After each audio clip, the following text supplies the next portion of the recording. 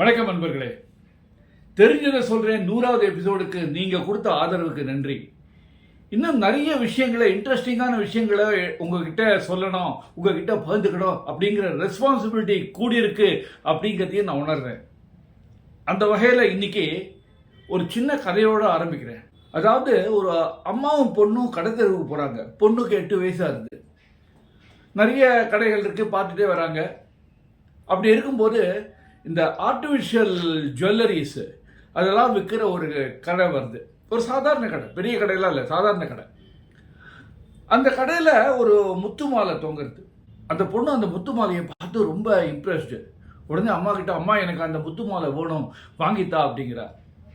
அந்த அம்மா பார்க்குறாங்க, இது போல் முத்து மாலையை பார்க்குறாங்க. அது அவ்வளோ நல்ல முத்து மாலை இல்லை, ரொம்ப சீப்பான முத்து மாலை. அம்மா சொல்கிறாங்க வேண்டாம், ஏன்னா அது போண்டா ஒரு வேளை கழுத்தில் அலர்ஜி வரத்துக்கு சான்ஸ் இருக்குது, அதனால வேண்டாம், உனக்கு நல்லதாக அப்புறமா நான் வாங்கி தரேன் அப்படிங்கிறாங்க. ஆனால் அந்த பொண்ணு பிடிவாதம் பிடிக்கிறது. இல்லை, எனக்கு இந்த முத்து மாலை தான் வேணும், எனக்கு உடனே வாங்கி கொடு அப்படின்னு பிடிவாதம் பிடிக்கிறது. அந்த அம்மா வேற வழி இல்லாமல் அந்த முத்து மாலையை வாங்கி கொடுக்குறாங்க. அந்த முத்து மாலையை அந்த பொண்ணு ஏதோ பொக்கிஷம் மாதிரி வச்சுருக்கு, எப்பவும் போட்டுட்டு இருக்கு. கர்ணனுக்கு கவச குண்டலம் மாதிரி அந்த முத்து மாலை அந்த பொண்ணுக்கு. தூங்குறதையும் கட்டுறது இல்லை, ஸ்கூலுக்கு போகிறத கட்டுறது இல்லை, சாப்பிட்றத எப்பவும் போட்டுட்டு இருக்கு. அந்த பொண்ணுக்கு தினம் அப்பா தூங்குறதுக்கு முன்னாடி கதை சொல்லுவார். ஏதாவது ஒரு கதை சொல்லுவார். அந்த கதையை கேட்டுனே அந்த பொண்ணு தூங்கிடும். அது நிச்சயமாக நடக்கிறது தான். இப்படி இருக்கும்போது அவள் அப்பா ஒரு நாளைக்கு அந்த பொண்ணுக்கிட்ட கதையை சொல்லி முடிச்சதுக்கப்புறம் கேட்குறாரு, நீ உன் கழுத்தில் மாட்டிகிட்டு இருக்கிய அந்த முத்து மாலை, அதை எங்கிட்ட கொடுத்துறேன் அப்படிங்கிற. உடனே அந்த பொண்ணு சொல்கிறது, இல்லை இல்லை இல்லை, நான் அதை கொடுக்க மாட்டேன், அது எனக்கு வேணும், நான் கொடுக்க மாட்டேன் அப்படிங்கிறது. உடனே அவள் அப்பா, சரிம்மா டென்ஷன் ஆகாதே, பரவாயில்ல நீயே வச்சுக்கோ அப்படின்னு சொல்லிட்டு போய்ட்றாரு. அதுக்கப்புறம் தினம் கதை சொல்லிட்டு இருக்கார். ஒன்றும் பிரச்சனையே இல்லை. இன்னும் கொஞ்ச நாள் போகிறது. கொஞ்ச நாள் கழித்து மறுபடியும் அந்த பொண்ணோட அப்பா அந்த பொண்ணுக்கிட்ட, பேசாமல் அந்த முத்து மாலையை என்கிட்ட கொடுத்துறேன் அப்படிங்கிறார். அந்த பொண்ணு சொல்கிறது, மாட்டேன், கண்டிப்பாக மாட்டேன், என்கிட்ட இருக்கிற யானை பொம்மை எடுத்துக்கோ, பூனை பொம்மை எடுத்துக்கோ, எதை வேணாலும் எடுத்துகிட்டு போ, ஆனால் இந்த முத்து மாலையை மட்டும் கேட்காத அப்படிங்கிறது. அவள் பாவம், சரி நீ சொல்கிற, ஓகே நோ ப்ராப்ளம், நீயே வச்சுக்கோ அப்படின்னு சொல்லிட்டு போயிடுறார். இப்படி இருக்கும்போது ஒரு நாளைக்கு அவள் அப்பா வர்றார், கதை சொல்ல வர்றார்.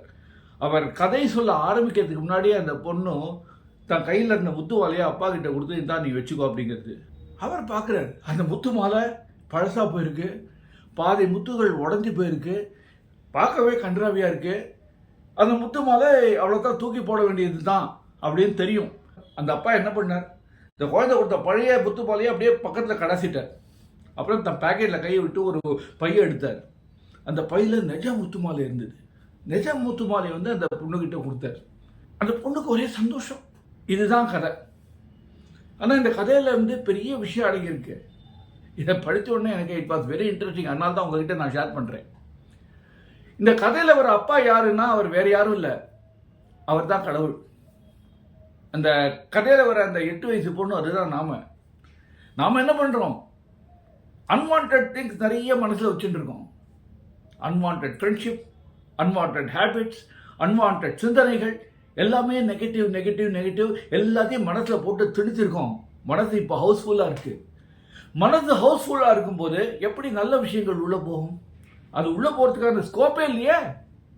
அதனால் இந்த மனசில் இருக்கிற இந்த கெட்ட விஷயங்கள் எல்லாத்தையும் வெளியில் தூக்கி போட்டால் எப்படி அந்த பொண்ணு அந்த பழைய முத்து மாலையை தூக்கி எரிஞ்சுதோ, அதே மாதிரி மனசில் இருக்கிற நெகட்டிவ் விஷயங்கள் எல்லாத்தையும் வெளியில் தூக்கி போட்டால் ஆட்டோமேட்டிக்காக அந்த இடம் காலி ஆகிடும். நல்ல விஷயங்கள் உள்ளே உட்காந்துரும்.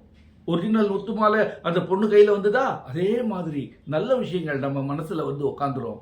இதை கடவுள் பார்த்துப்பாரு. நல்ல விஷயங்கள் மனசில் உட்கார்றத கடவுள் பார்த்துப்பார். இந்த கதையை படித்த உடனே வாஸ் ரியலி ஒரு சிம்பிள் கதை. ஆனால் இதில் எவ்வளோ பெரிய விஷயங்கள் அடங்கியிருக்கு. இது நாம் வாழ்க்கையில் ஃபாலோ பண்ண வேண்டிய விஷயம். நல்லதையே நினைப்போம், நல்லதே நடக்கும்.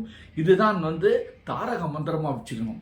மறுபடியும் இன்னொரு இன்ட்ரெஸ்டிங்கான விஷயத்தோட உங்களை சந்திக்கிறேன். அது வரைக்கும் உங்ககிட்ட விடைபெறுவது உங்கள் SL நானும். வணக்கம்.